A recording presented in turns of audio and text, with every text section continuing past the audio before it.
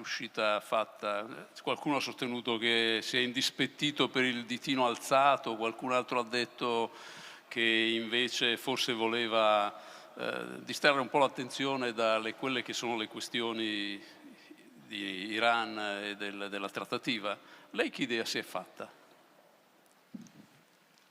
Dunque, intanto buonasera a tutti, grazie direttore per l'invito e diciamo in bocca al lupo per l'iniziativa, anche se finisce con questa intervista e quindi avrei dovuto dirlo prima.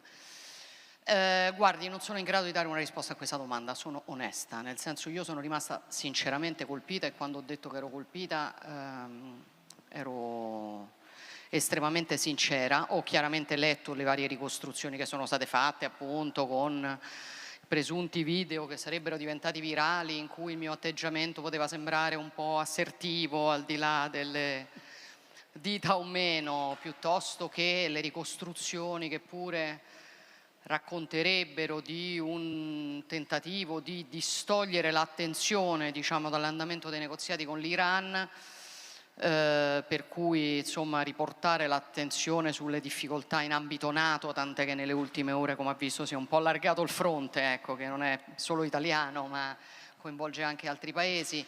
Non so dire se queste ricostruzioni possano essere vere. Ho anche già detto e ribadisco che non intendo continuare ad alimentare, diciamo, questo confronto. Penso che il nostro lavoro bilaterale con gli Stati Uniti debba tornare alla sua normalità, è anche quello che ho detto ieri in Consiglio dei Ministri rispetto ai prossimi appuntamenti. Chiaramente ritengo che il ministro Tajani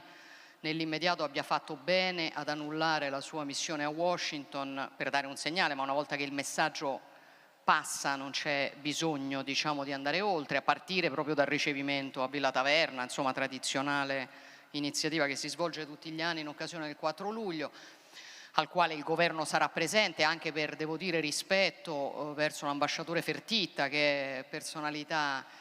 che molto lavora, ecco, per mantenere saldi i rapporti tra Italia e Stati Uniti, ma in generale perché non cambio idea. Ok, non cambio idea, sto leggendo molte ricostruzioni su ma quale sarà adesso la politica estera italiana? Sarà quella che è stata negli ultimi 80 anni, cioè non cambio idea su quanto sia importante mantenere solido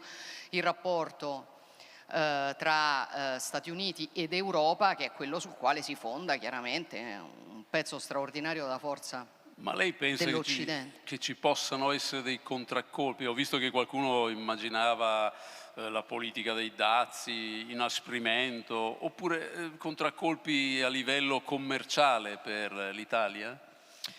Mi auguro di no, credo di no, non vedo francamente contraccolpi,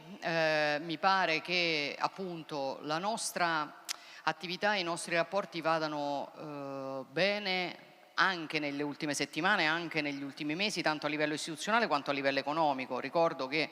non più tardi di una settimana fa, se non vado errata, ministro Crosetto era dal suo omologo Pete Hegseth, ministro della difesa, a Washington, esattamente come vedo le moltissime iniziative che vengono fatte a livello di sistemi produttivi di riferimento, esattamente come bisogna ricordare che l'export italiano è cresciuto nonostante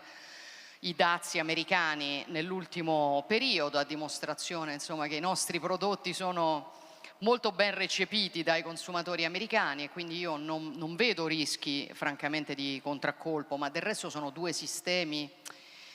che hanno una storia di cooperazione talmente antica, talmente solida, che non è che, direttore, questo si così cancella o ridiscute per una discussione sui social media adesso. Sono rapporti che indipendono, diciamo così, o che comunque non iniziano o finiscono in base a chi governa in quel momento gli Stati Uniti piuttosto che l'Italia o un qualsiasi altro paese europeo. Noi dobbiamo riportare